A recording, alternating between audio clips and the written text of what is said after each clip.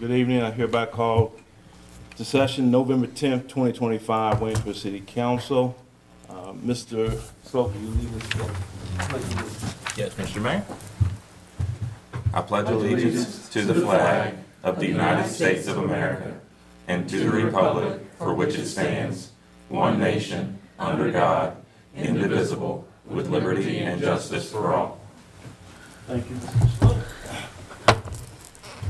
If you wish to speak at the citizens' comment, there is a sign-up sheet in the back for you to sign up. Item 2 on the agenda is adoption of the meeting agenda. Is there a motion to amend to adopt the agenda? I move. Thank you, Mr. Stowe. Is there a second? Second. Thank you, Mr. Wood. Any discussion? All in favor of adopting the agenda, say aye. Aye. Any opposed? Ayes have it, 4-0. For the record, Mr. Short is absent today, and so we want to keep his family in our thoughts and prayers as he deals with the illness of his mother. Item 3 is matters from the mayor. I had the honor and privilege of giving welcoming remarks on Friday for the Falling Comrade ceremony. So this particular ceremony is specifically aimed at our living veterans and first responders, along with their family members who may be going through some suffering or having long-lasting scars from calls or things that happened to them in war. So we were able to acknowledge and honor them.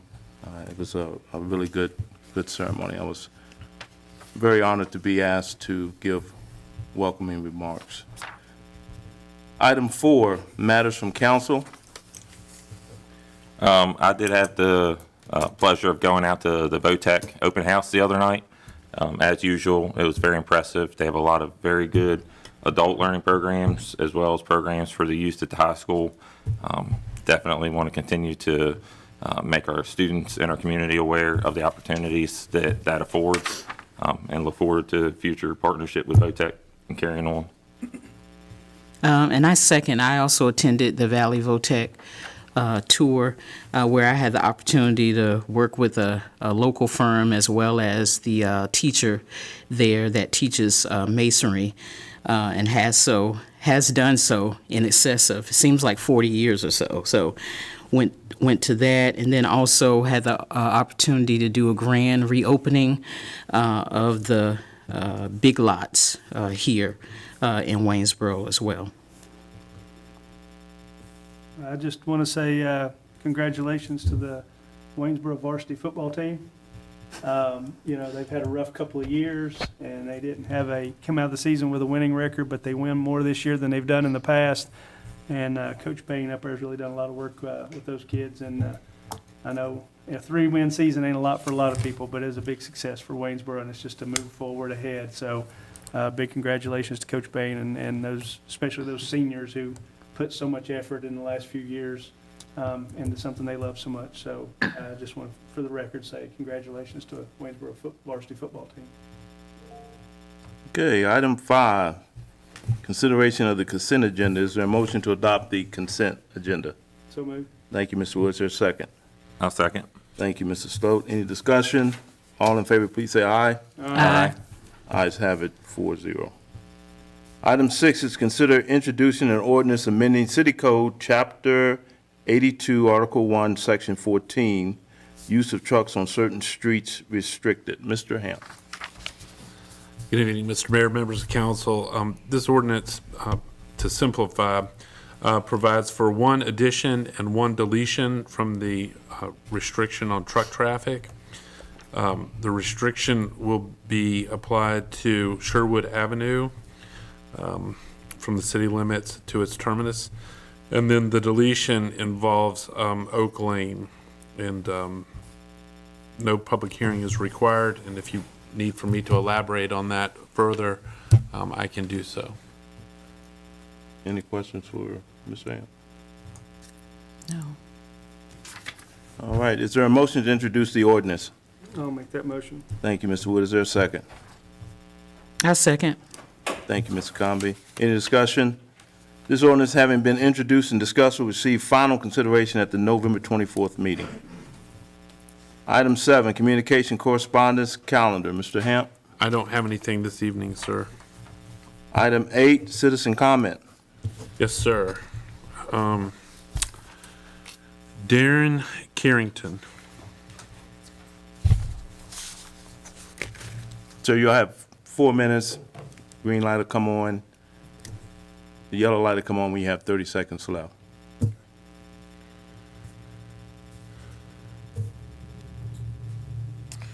Good evening, members of the council. My name is Darian Carrington, and I live at 304 Evershire Street. I'm here tonight because I believe every resident should have the basic right to access their own property safely, and right now that's something I'm struggling to do. Every day I have to navigate speeding traffic, lack of visibility, and poor street design. It's not just inconvenient, it's unsafe. I've had moments where I couldn't pull out without risking an accident, and there have been times where emergency vehicles and deliveries couldn't reach my home easily. I'm asking for a practical solution, one that protects both residents and drivers, whether that means clearer signage, waiting to take full control of the streets, stricter parking enforcement, or adjustments to traffic flow. There are reasonable steps the city can take to ensure residents like myself can enter and exit our driveways safely. I'm not here to complain, I'm here to work with you. This is about safety, fairness, and maintaining the quality of life that our neighborhoods deserve. I love this community, and I simply want to be able to leave my home without access issues. Thank you for your time, your service, and your consideration. Thank you. Thank you, sir. Carmen Cullen. Good evening, council members, and thank you for the opportunity to speak again. My name is Carmen Cullen, and I live in the new Townhome Evershire development. I'm here once again because the unsafe design of my driveway continues to prevent safe ingress and egress from my property. Members of the Planning Commission and at least one of you have been to my home and have acknowledged that this is a legitimate safety issue. The street in front of my home measures 29 feet curb to curb, and my driveway is 9 feet wide, not counting the small apron that connects to the road. When one car is parked across from my driveway and the other beside it, both legally, that takes up roughly 14 feet of roadway, leaving only about 15 feet to maneuver. In reality, it's less when you factor in mirrors or cars that don't hug the curb. A mid-sized sedan like mine needs more than 20 feet for a safe turn. I'm short about 9 feet, making it physically impossible to enter or exit without multiple reversals, or not being able to move at all. I've even been trapped for hours, including once when I needed to reach urgent care. My home is the only one in the subdivision where the driveway directly aligns with another across the street, creating a choke point that makes this worse. The house across wasn't built when I purchased mine, so there was no way to know that this would happen. This isn't buyer's remorse, it's a design oversight that no homeowner should have or could have anticipated. When I raised this issue, I had a city employee, Mr. Todd Wood, suggest I sell my home to a 55-year-old couple with a smaller car. To me, that's unacceptable. That conversation was unintentionally recorded by my home security system. The first time I heard it, it was unbelievable. The second time, even more so. This showed me that instead of holding the developer accountable, the responsibility was being placed on me, the homeowner. I've tried for months to work with the city and through the person that I purchased my home from and the developer. But instead of solutions, I've not been responded to and faced with what feels like retaliation. Recently, the developer contacted the CEO of my fiance's employer 5 hours after I filed a BBB complaint. That's why I need the city to step in. This isn't what homeowners should have to go through, and this is what happens when homeowners try to hold a developer accountable. The city's only fix would cost me thousands of dollars to alter curbing and pour new concrete for a problem I didn't create. And that was only approved during the development review by the Planning Commission. My only mistake through this process was trusting that the Planning Commission and the developer would ensure that all driveways were safe, not just some. I've asked the city to hold off on accepting the road until the developer corrects this issue. Once the road is accepted, the city's and my leverage is completely gone. The developer will have no reason to make it right. This isn't about me. It's about safety, fairness, and accountability in how homes are built in Waynesboro. Thank you for your time, and thank you for taking this issue seriously. I hope we can reach a resolution that protects residents, hold developers accountable, and ensures that no one else ends up feeling trapped in their own driveway. Thank you. Thank you, ma'am. Thank you. Jennifer McDonald? Or Jennifer McDowell? Okay. Hello. My name is Jennifer McDonald. I'm a resident of Waynesboro. I've been here for about 11 years now. And I've recently had the opportunity to ride the bus system in Waynesboro. And I noticed a great increase in the number of passengers on the bus, which was greatly improved from when I rode it 3 years ago. But I had some just suggestions in regards to the bus system, as in more benches. Also, too, I'd like to see more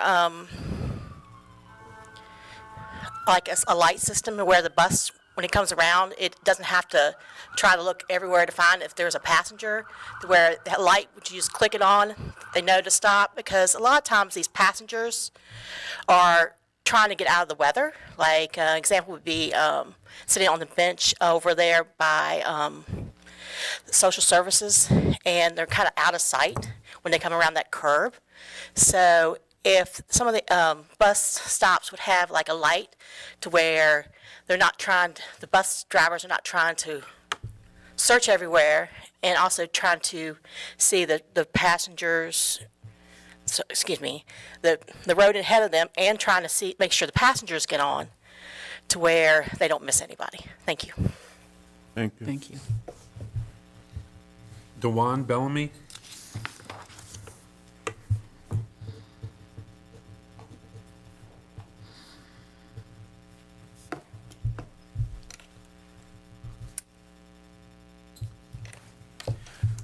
So the last time I appeared before City Council, I came before you as a humble young man that was concerned about the youth in his community.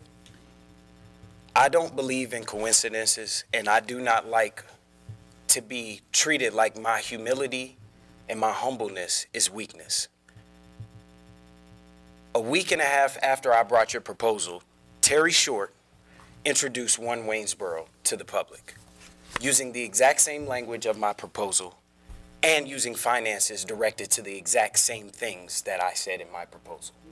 Like I said, I do not believe in coincidences. This is disgusting behavior and deplorable. Now I come to you as a powerful black man that will not stand for wickedness. I emailed each one of you council members twice with no response. I filed a FOIA where price gouging was absolutely applied. $317 for some paperwork is absolutely ridiculous. Also, with that being said, I reached out to all the organizations that you decided to give $100,000 to after telling Rise 5 years ago that you could not use taxpayer dollars to support private and nonprofit organizations' agendas. But then you turn around 5 years later and do the same thing for non-black organizations. So since you wanted to leave black representation out of that program called One Waynesboro, that shows me that you will leave black people out of the benefits of that program as well. So with that being said, I will not stand for it. Jim, that seat looks real nice. That's it. All right. Item 9, is there a motion to adjourn? So moved. Thank you, Mr. Wood. Is there a second? I'll second it. Thank you, Mr. Flo. All in favor, say aye. Aye. We adjourn. Where's my son?